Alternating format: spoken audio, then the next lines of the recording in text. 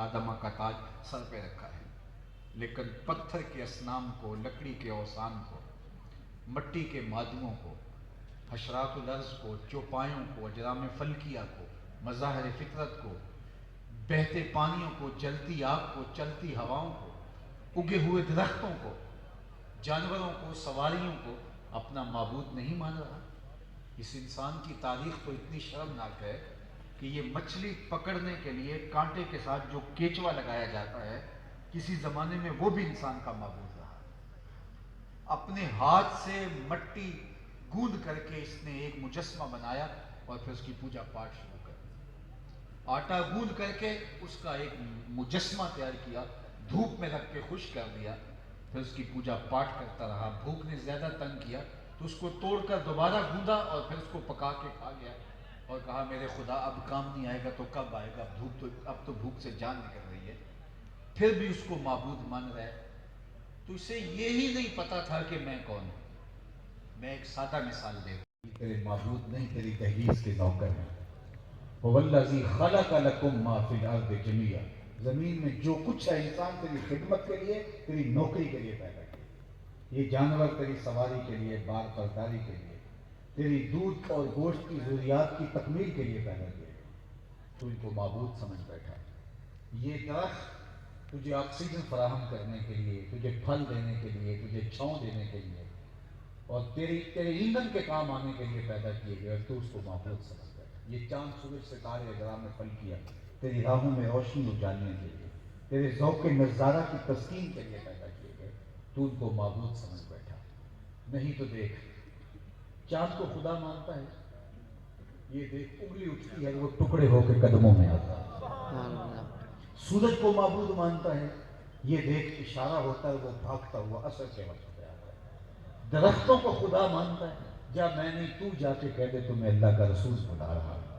درخت بھاگتے ہوئے سجدہ ریز ہو کے قدموں میں گرتے ہیں۔ پتھروں کو پوچھتا ہے، دیکھ مٹھی ابو جہل کی ہے اور پتھر کلمے محمد عربی کے پڑھ رہے ہیں۔ اب انسان کی آنکھ کھلی کہ جن کو میں پوج رہا تھا وہ تو کسی کے اشاروں پہ بھاگ رہے ہیں۔ اب اسے سمجھ آئی، اب اس نے سوچنا شروع کر دیا، اور اب جب اس کی ٹون تبدیل ہوئی، لہجہ بدلا، تو وہ جو حشرات الارض کو، چوپایوں کو، درختوں کو، اجرام فلکیہ کو پوجتا تھا، معبود مانتا تھا، پیشانی کا تقدس پامال کرتا تھا جن کے چرنوں میں، اب اس کا بدلا ہوا لہجہ دیکھیے۔ اب وہی انسان بول رہا ہے، فرشتہ کہنے سے میری توقیر گھٹتی ہے، میں مسجود ملائک ہوں، مجھے انسان رہنے ہے۔ نکل کر حلقہ شام و سحر سے جا ودا ہو جا، مسافر زندگی میں سیرت فولاد پیدا کر، شبستان محبت میں حریر و پرنیاں ہو جا، گزر جا بن کے سیل تند روح کو ہو بیاباں سے، گلستہ راہ میں آئے تو جوئے نغمہ ہاں ہو جا، تیرے علم و محبت کی نہیں ہے انتہا کوئی، نہیں ہے تجھ سے بڑھ کر ساز فطرت میں نواب ہو۔ اب اسے سمجھ آئی کہ پرے ہے چرخ دلی بام سے منزل مسلمان کی، ستارے جس کی گرد راہ ہو وہ کارواں، ستاروں سے آگے جہاں اور نہیں ہے۔ ابھی سے سمجھ آئی، کانپتا ہے دل تیرا اندیشہ طوفان سے کیا، ناخدا تو، بحر تو، کشتی بھی تو، ساحل بھی تو، دیکھ آ کر کوچا چاکے گریباں میں کبھی، کیس تو، لیلا بھی تو، صحرا بھی تو، محمد بھی تو، وائے ناکامی کہ تو محتاج ساتھی ہو گیا، میں بھی تو، مینا بھی تو، مستی بھی تو، حاصل بھی تو، آہ کس کی جستجو آوارہ رکھتی ہے تجھے، راہ تو، رہرو بھی تو، رہبر بھی تو، منزل بھی تو، بے خبر تو جوہر آئینہ ایام ہے، تو زمانے میں خدا کا آخری پیغام۔ اس کی اپنے آپ سے ملاقات ہوئی تب جب حضور کا در ملا، اور جنہیں حضور کا در نہیں ملا وہ آج بھی اندھیرے ہیں۔ یہ بالکل آپ کے انسائیکل انڈیا بستا ہے، پی ایچ ڈی ڈاکٹر ہے، کتنی بھاری بھرکم ڈگری ہے، لیکن پتھر کی بے جان مورتی کے آگے ہاتھ جوڑے کھڑا ہے، جو اپنے بدن پہ بیٹھی مکھی بھی نہ اڑا سکے، اس سے حاجت طلب کر رہا ہے۔ اس کی عقل و بینش، اس کا فہم و ادراک، اس کی اتنی بھاری بھرکم ڈگری نہیں بتا رہی کہ یہ تو اپنے بدن پہ بیٹھی مکھی بھی نہ اڑا سکے، یہ تیرے دردوں اور دکھوں کا کفیل یہ مجسمہ کیسے ہو سکتا ہے؟ لیکن کھڑا ہے، M B B S doctor ہے، اور گائے کے پیشاب کو تبرک سمجھ کے لے رہا ہے، چسکیاں لے کر کے رہا ہے۔ اس کی طب میں کچھ نہیں بتایا، اس کے تعفن سے اس کی تباہ پر کچھ ناگواری نہیں آتی. ڈگری کتنی بڑی ہے اور اس کی حالت دیکھیے. دوسری جانب میں اتحاد کا رہنے والا ہوں. میں نے اپنی مسجد کے وضو خانے میں ایک شخص کو، بچے کو جو 8-9 سال کا ہوگا، اپنے پنچے کو مل مل کے دھوتے ہوئے دیکھا. تو میں نے جھڑکنے کے لہجے میں کہا کہ تم نے زیادہ پانی کھول رکھا ہے. تو لجاجت والے لہجے میں مجھے جواب دیتا ہے کہ حضرت وہ گلی سے کسی جانور کے پیشاب کے چھینٹے میرے پنچے پہ گر گئے اور میں سکول جا رہا ہوں. وہ کوئی درس نظامی کا فارغ و تحصیل عالم نہیں تھا جو نجاست کے غریضہ و خفیفہ کے احکام جانتا ہو. وہ ایک طالب علم دوسری تیسری کلاس کا اور پانچے کے اوپر پڑے ہوئے پیشاب کے غیر بنی چھینٹے بھی گوارا نہیں کرتا اور اس کو مل مل کے دھو رہا ہے. سکول جا رہا ہے. میں سوچ میں ڈوب گیا. اس ڈاکٹر کو تو سمجھ نہیں آئی. اس 8 سال کے بچے کو سمجھ آئی تو اندر سے آواز آئی وہ ہے ڈاکٹر لیکن اس کے ہاتھ میں دامن میرے حضور کا لیا. اور یہ ہے بچہ لیکن ماں نے گٹی میں پیار ہی حضور کا لکھ دیا ہے. لہذا تقدس اس کی روح تک اتر گیا. تو زندگی کا نور، باطن کے اجالے، ادراک، فہم، روشنی، شعور اگر انسان کو ملے گا تو میلاد والے رسول کی چوکھٹ سے. اگر یہ ڈر نہیں ملتا تو انسان اندھیرے میں ڈوبا ہے. یہاں مجھے سید سلیم گیلانی مرحوم کا ایک شعر یاد آیا اور میں سمجھتا ہوں کہ یہ شعر میری ساری ماضی کی جو بھی گفتگو کی ہے اس کا خلاصہ ہو سکتا ہے. اور شعر کا حسن یہ ہوتا ہے، ہمارے ہاں جو ان پڑھ لوگ جب اسٹیجوں پہ چڑھے تو جس کا اور بہت کچھ پامال ہوا، نعتیہ ادب بھی پامال ہوا. جو شعر فہم بھی نہیں تھے اور شعر جاننے والے بھی نہیں تھے تو آگے پیچھے وہی بیٹھے جلسہ کروانے والے، محفل نعت کے بانی اور سننے والے. اور وہ وہاں پڑھ رہا ہے لہک لہک کے کہ بٹن تاں کرتے تھے، بٹن ٹھاں کرتے تھے، نکی جی ہاں کرتے تھے. اور لوگ جھوم رہے اور پیسے پھینک رہے. بازاری لفظ ہے یہ، بازاری لفظ. تو نعتیہ ادب پامال ہوا ہے، اس لیے لوگوں کا ذوق بھی آہستہ آہستہ جو ہے وہ نیچے سے تک لڑکتا چلا گیا. لیکن اس شعر کا حسن دیکھیے. میری ساری گفتگو جو کی ہے اس کو اپنے ذہن میں رکھیے. ایک شعر اس کا خلاصہ آپ کو نہ نظر آئے تو مجھے بتانا. نہ خرد کی روشنی تھی نہ جنوں کی آگ ہی تھی. نہ خرد کی روشنی تھی نہ جنوں کی آگ ہی تھی. تیری رہبری سے پہلے یہ جہاں جہاں نہیں. تیری رہبری سے پہلے یہ جہاں، تیرے آستان سے پہلے کوئی آستان نہیں تھا. میں وہ زمین تھی جس کا کوئی آسمان نہیں. زندگی کا سارا جمال اور باطن کے سارے اجالے، من کی ساری روشنیاں، فہم و ادراک کا سارا نور اگر حضرت انسان کی جھولی میں آیا ہے تو میلاد والے رسول کے صدقے سے آیا. اور اگر یہ ڈر نہ ہوتا تو انسان آج بھی بھٹک رہا ہوتا. انسان آج بھی اندھیروں میں اور ظلمتوں میں ٹھکرا رہا ہوتا. انسان کو جو حقیقت کا سواد ملا ہے تو میلاد والے رسول کی چوکھٹ سے. اس دہلیز سے، اس چوکھٹ سے انسان کو انسان ملے. یہ گزشتہ برس بھی ہوا، اس سے گزشتہ بھی اب بھی ہوگا. مارچ آنے والا ہے، پہلی کا مہینہ آنے والا ہے. پلے کارڈ اٹھائے لڑکیاں روڈوں کے اوپر، شہرات کے اوپر جو ہے وہ اسلام کا تمسخر اڑا رہی ہیں. عورت مارچ کے نام سے مشرقی تہذیب کا منہ چڑھا رہی ہے.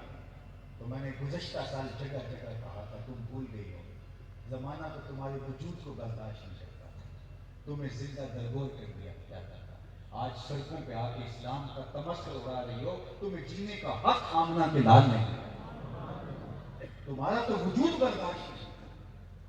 کتنے دانشور کہتے تھے کہ عورت از قبیلے جن سے انسان نہیں ہے. ہم شکل ضرور ہے انسان لیکن انسان نہیں. انسان کے بچوں کو جنم دیتی ہے لیکن انسان نہیں. اللہ اکبر. کسی نے کہا یہ بدی کا سر چشمہ ہے. خدا تک پہنچنے کے راستے کی سب سے بڑی رکاوٹ عورت. خدا تک پہنچنا ہے تو عورت کو درمیان سے نکالنا ہوگا.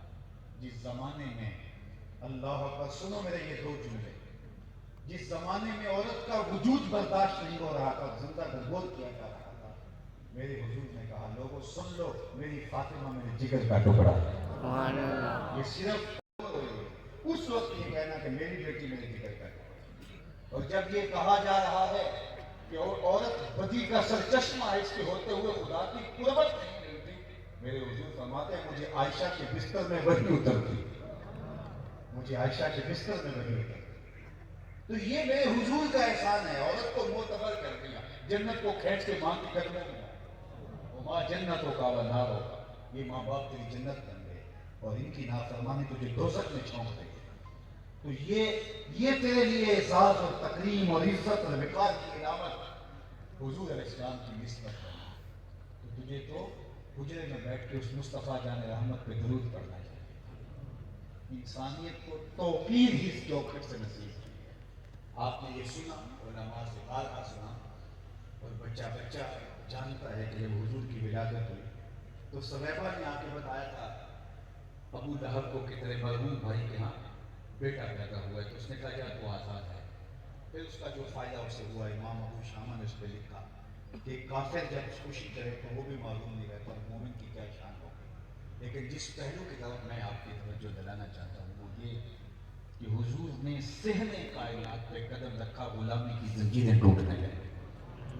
پھر اتنے طریقے دیے غلام آزاد کرنے کے. قسم توڑ بیٹھو, غلام آزاد کرو. روزہ توڑ بیٹھو, غلام آزاد کرو. کفارہ قتل میں غلام آزاد کرو.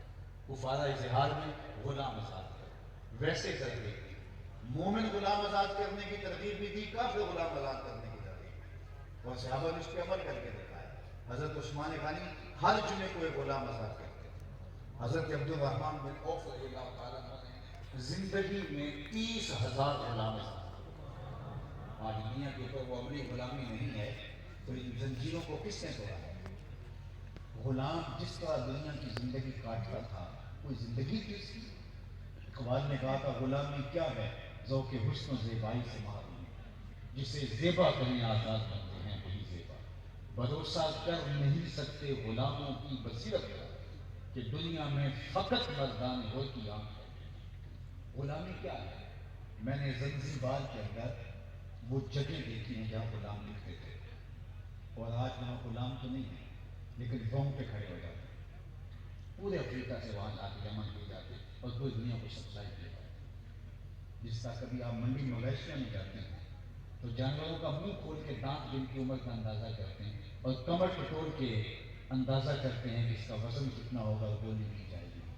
انسانوں کی پیٹھ پہ بوجھ لاد کے چلا کے دیکھا جاتا ہے کسی کو نہیں دیکھنے. کیا بے توقیری کی حضرت انسان کی.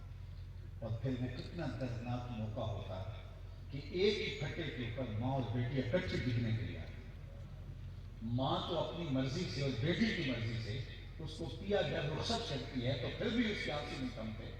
تو ذرا تصور میں تو وہ منظر لاؤ, اس کے سینے میں مڈل ہے, بیٹی کو کوئی اور خرید کے لے جا رہا ہے اور ماں کو کوئی اور خرید کے لے جا رہا ہے. ایک شرط کو جا رہا ہے, ایک حرب کو جا رہا ہے, اور یہ دونوں پلٹ پلٹ کے ماں بیٹی ایک دوسرے کو دیکھ رہے ہیں. دوبارہ کبھی ملاقات کی تو کوئی ان کے سینے سے پھوٹتے ہوئے درد کا وزن کر سکتا ہے؟ کوئی پیمانہ ایجاد ہوا ہے جو اس درد کو ناپ سکے؟ دو حقیقی بھائی ایک پھٹے کے اوپر بکتے ہیں, ایک کو کوئی مغرب کا آقا خرید کے لے کے جا رہا ہے, ایک کو مشرق کا لے کے جا رہا ہے, اور پھر وہ آخری بار جب ملتے ہیں اور ان کی سسیاں اور ان کی چیخیں اور ان کے ڈھلتے ہوئے آنسو کوئی اس کا وزن کر سکتا ہے؟ انسان کو غلامی سے آزادی دی ہے تو میلاد والے رسول نے. تو میں آپ کو یہ کہوں گا کہ یہ صرف ایک رات کے میلاد کو یہ چسکا نہ سمجھیں. یہ آج کل ہم نے اس کو فیسٹیول بنا دیا. یہ آپ کو وہ احساس دلانا ہوتا ہے, اپنے آپ کو وہ احساس دلانا ہوتا ہے. ذرا تصور کیجیے اگر یہ مرحلہ یوز نہ آیا ہوتا, آج لڑکتی انسانیت کا حال ہوتا, آج انسانیت کا کیا حال ہوتا, اور طاقتور زور آور کیا حال کرتے. تو یہ حضور نے حضرت انسان کو عزت دی, تحفظ دیا, وقار دیا, عزت نفس اس کی جو ہے وہ مجروح ہونے سے بچائی, اور انسانیت کی جو ہے وہ حقوق کو لوگوں کے سامنے رکھا. اور آج جو انسانیت کی کچھ ساکھ آپ کو کہیں بھی نظر آتی ہے یہ میلاد والے رسول کی ہے. تو اس لیے ہمارے کندھوں پر بوجھ ہے اور ہمارے اوپر لازم ہے کہ حضور کے دین کے لیے صرف ایک دن کے محفل میلاد سے گزارا نہیں ہوگا, ساری زندگی حضور کے نام لگانی ہوگی, ایک ایک سانس حضور کے نام لگانی ہوگی.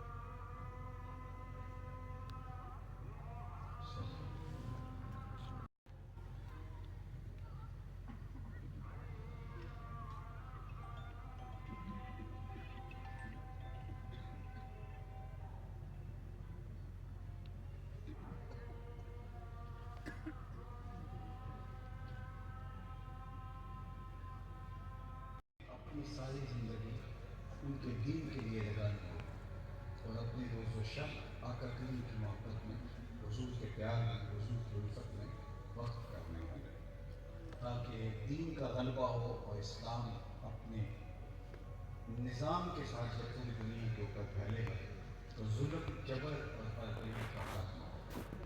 دنیا کے اوپر اس وقت جو ناانصافی ہے، دنیا کے اوپر جو اس وقت جو ہے وہ حقوق کو غصب کیا جا رہا ہے، تو اس کا سبب ہمارا اس سے کنارہ کش ہو جانا ہے، جبکہ ہمارے ذمے یہ عائد ہوتا ہے حضور نبی رحمت صلی اللہ علیہ وسلم کے لائے ہوئے دین کو پوری دنیا کے اوپر غالب کرنے کے لیے ہمیں کوشش کریں۔ تو اس کے لیے اگر میں اور آپ اپنی کوشش کرتے ہیں تو یہ ہماری سعادت مندی ہے، اور اگر ہم اس کے لیے کوشاں نہیں ہوتے تو مجھے اور آپ کو یہ جان لینا چاہیے کہ ہمارا اللہ ہمارا محتاج نہیں ہے، ہمارے رسول ہمارے محتاج نہیں ہے۔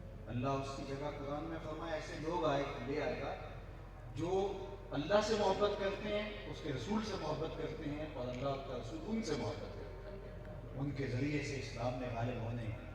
اور یہ درست بات ہے کہ حضرت امام مہدی حضرت عیسیٰ تشریف لائیں گے، اور اسلام کا مجھے بھی حضرت نے بتایا کہ ہم باقاعدہ ایک کورس ڈیزائن کیا، یہاں کوئی 2 روزہ یا 3 روزہ سلسلہ شروع ہونے جا رہا ہے کہ قرب قیامت کے اندر جو وقوع پذیر ہونے والے واقعات ہیں اور اس تناظر کے اندر جو اس وقت قضا کی صورتحال ہے، اس کے اوپر یہ ایک وقی گفتگو فرمانے والے ہیں۔ آپ کو چاہیے کہ اس میں شامل ہوں، اس کو سنیں۔ اور وہ وقت آنے والا ہے کہ اللہ نے اسلام کو غالب کرنا، حضرت امام مہدی آئیں گے، حضرت عیسیٰ آئیں گے، لیکن یہ میں بتاؤں حضرت عیسیٰ کن کے پاس آئیں گے؟ وہ ہمارے فارم ہاؤسز میں نہیں آئیں گے، وہ ہمارے بنگلوں میں نہیں آئیں گے، وہ انہی کے پاس آئیں گے جو اللہ کے دین کے پرچم کو تھام کر رکھا کے دروازوں پہ پہرا دے رہے ہیں، انہی کا مقصود ہوگا، انہی کی قسمت ہوگی، اور اللہ نے اسلام کو غالب کرنا۔ اور وہ وقت آنے والا ہے کہ اللہ کے محبوب نے فرمایا کہ مٹی اور گارے کا بنا ہوا کوئی گھر اور چمڑے اور اون کا بنا ہوا کوئی خیمہ نہیں بچے گا جس میں کلمۃ الاسلام داخل نہیں ہو۔ گویا شرق سے لے کر شمال تک، غرب تک، اور شمال سے لے کر جنوب تک محبت رسول، ہمارا عشق رسول صرف خالی نعروں میں کڑکتا اور گونجتا ہے، یا ہمارا عمل، ہمارا رویہ، ہمارا طرز زندگی، ہمارا انداز معاشرت بتاتا ہے کہ ہم عاشق رسول ہیں؟ ہماری محبت صرف ہمارے سینے کے اوپر لگے ہوئے بیج کے اوپر لکھی ہوئی ہے، یا سینے کے نیچے جو دل ہے اس میں بھی حضور کا پیار چھلک چھلک کے بتاتا ہے کہ آج کے رسول ایسے ہوا کرتے ہیں، ان کی عادات ایسی ہوا کرتی ہیں؟ میرا اور آپ کا پیار کیا ہماری زبان کی نوک پہ ہے، یا ہمارے سینے کی اتھاہ گہرائیوں کے اندر؟ ہم نے اپنے عمل سے، اپنے رویے سے جواب دینا۔ میرے استاد فرمایا کرتے تھے یہ نہ ہو کہ لوگ تمہیں پوچھے تم کون ہوتے اور تمہیں بتانا پڑے صاحب ہم حضور کے غلام ہوتے ہیں، ہم مسلمان ہوتے ہیں، یہ دیکھو مذہب کے خانے میں اسلام لکھا ہے۔ آپ فرمایا کرتے تھے صاحب نہ کسی کو پوچھنا پڑے، نہ کسی کو بتانے کی نوبت آئے، تمہاری وضع کا طرز زندگی، انداز معاشرت ایسا ہونا چاہیے، تم دور سے چلے آ رہے ہو، لوگ کہیں وہ دیکھو حضور کا غلام آ رہا، نور آنکھوں میں تو چہروں پہ اجالے ہوں گے، مصطفیٰ والوں کے انداز نرالے ہوں گے۔ اللہ مجھے اور آپ کو حضور کی محبت کے سانچے میں یوں ڈالے کہ ہمارا ہر عمل، ہر قول، ہر حرکت و سکانت حضور کی محبت کی گواہی دے۔ وآخر